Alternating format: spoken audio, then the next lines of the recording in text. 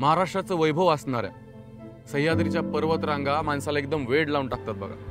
इथल्या खळखळ वाहणाऱ्या नद्या, कोयना आणि वारणा आणि फुलांनी बहरलेलं कास पठार तर सगळ्यांनाच माहिती. चला तर मग बघूया इथं निसर्गरम्य वातावरणात बसलेलं सह्याद्री व्याघ्र प्रकल्प.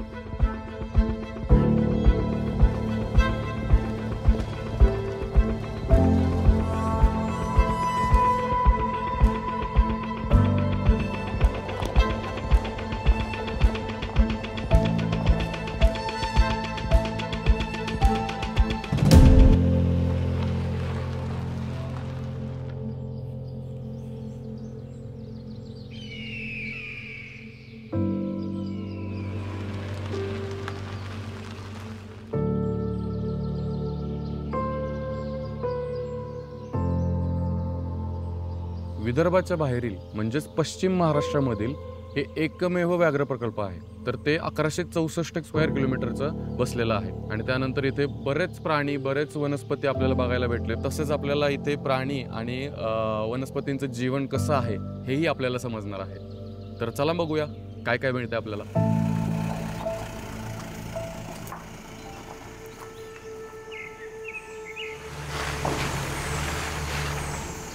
हे थांब ना, साप साप साप साप. सर, साप आहे ना तिथं? हा, यस सर, यस. तो ग्रीन वाईन स्नेक आहे. त्याला मराठीत हरणटोळ म्हणतात. हरणासारखा चपळ आणि टोळासारखा हिरवा म्हणून हरणटोळ म्हणतात.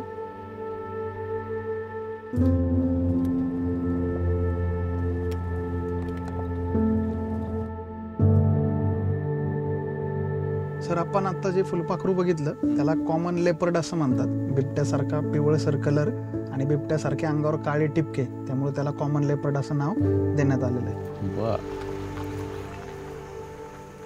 सर, हा पक्षी आपण जो बघतोय तो लॉंग टेल श्राईक आहे. मराठीत त्याला लांब शेपटीचा खाटीक म्हणतात. तर पक्ष्यांची, प्राण्यांची नावं त्यांच्या रंगावरनं, त्यांच्या आकारावरनं, त्यांच्या आदिवासानुसार किंवा त्यांच्या सवयीनुसार ठेवतात. तर ह्याला खाटीक याकरता म्हणतात तर त्याचं ती वर्तवणूक एक वैशिष्ट्य प्रकारची आहे. तर ज्यावेळेस ज्याप्रमाणे खाटीक आपल्या दुकानात मटण लटकून ठेवतो त्याप्रमाणे हा पक्षी शिकार केल्यानंतर त्याने एखादा बेडूक मारला असेल, कीटक मारला असेल तर जी काटेरी झुडपं असतात त्या झुडपांवर तो काट्यावर त्याला लटकून ठेवतो आणि मग त्याच्या सवयीनुसार, सोयीनुसार खातो, म्हणून त्याला खाटीक म्हणतात.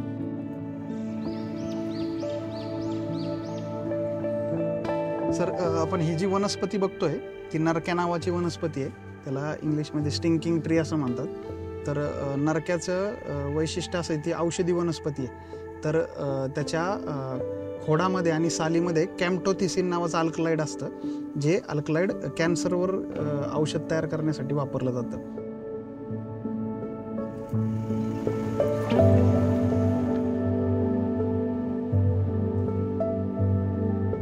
सर, हे जे गाव दिसतंय मला इथे, हे कोणतं गाव आहे? हे समोर जे दिसतंय ते पाथरपुंज नावाचं गाव आहे.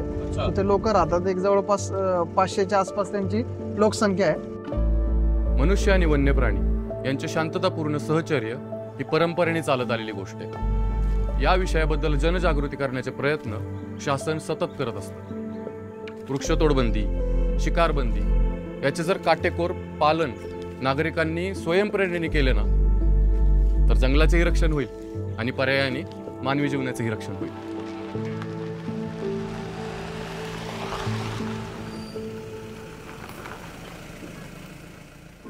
सर, आपण इथे आपलं तिकीट रूम आहे. त्यानंतर आपलं हे टुरिझमचं इथं समोर ऑफिस आहे आणि आपण इथं पर्यटकांसाठी एक चांगलं कॅन्टीन, त्यानंतर स्वच्छतागृह, त्याच्यानंतर एक निसर्ग परिचय केंद्र करत आहोत. त्याच्यानंतर आपण पर्यटकांसाठी बटरफ्लाय गार्डन करणार आहोत. आता सध्या आपण एक चांगला सायकल ट्रॅक केला आहे. आपल्याकडे सायकल्स आहेत. सायकल घेऊन पर्यटक या पूर्णपणे संकुलामध्ये फेरफटका मारू शकतात. त्यानंतर आपण त्यांच्या निवासाची देखील आपण सोय करणार आहोत. त्यानंतर आपण नेचर ट्रेल तयार केलेला आहे. नेचर ट्रेलवर ते फिरून इथले जी काही संकुलातली जैवविविधता आहे ती बघू शकतात. लहान मुलांसाठी साहसी खेळाचे देखील एक निर्मिती करतोय नाही का. त्यानंतर पर्यटकांसाठी आपण वेगवेगळे गार्डन्स करतोय 8 प्रकारचे. अशा प्रकारे आपण हे पूर्णपणे टुरिझम कॉम्प्लेक्स डेव्हलप करत आहोत पर्यटकांसाठी.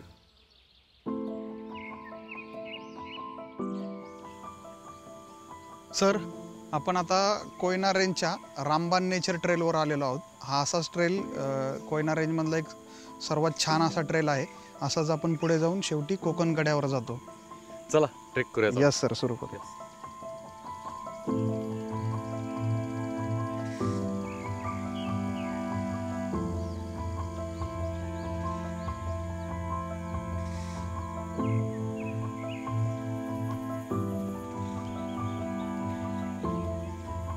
सर हे काय?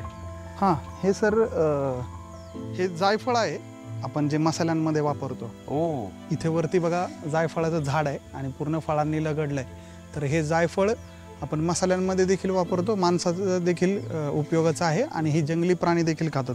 छान. चला आता हे रामबान हे नाव काय पडलं?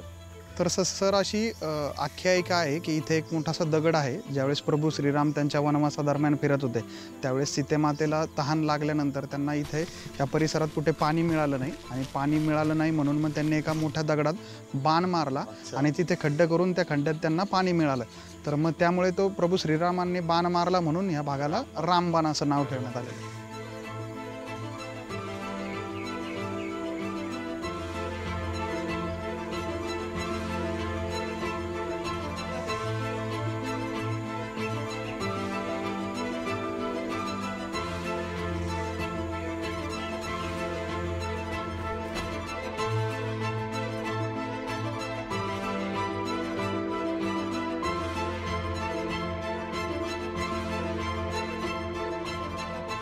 आता तुम्हाला खरं सांगतो, म्हणजे ज्यावेळेस खालून वरती येत होतो ना त्यावेळेस असं वाटत होतं की यार बास, आता मला काही वरती जायचं नाही आहे. एकदम असं थकल्यासारखं झालं होतं आणि मला अजिबात इच्छा नव्हती वर यायची. पण जसं मी वरती पाऊल ठेवलं आहे, जसं इतकं छान वातावरण मला बघायला भेटलं ना आत्ता इथे, अद्भुत असं अनुभव आलेला आहे मला. खूप छान वाटते, खूप छान वाटते. मला असं वाटतं की सगळ्यांनी इथे आलं पाहिजे आणि सगळ्यांना हे माहिती आहे छत्रपती शिवाजी महाराजांचा आणि सह्याद्रीचा इतिहास माहिती आहे सगळ्यांना.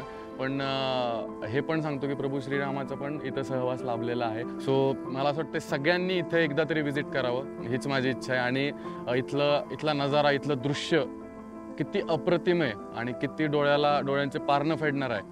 खरंच म्हणजे खरंच थँक्यू तुम्हाला, तुम्ही हे दाखवलं मला आणि खूप छान वाटते, खूप छान वाटतं.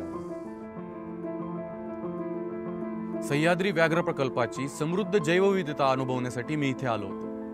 इथे अनुभवलेले रोमांचक क्षण मी कधीच विसरू शकणार नाही. हा माझ्यासाठी आयुष्यभराचा ठेवा असेल. सह्याद्री व्याघ्र प्रकल्प इतकं मोठं आहे की तुमचे चालून चालून पाय जरूर थकतील, पण तुमचं मन कधीच भरणार नाही. नक्की या आणि अनुभव घ्या.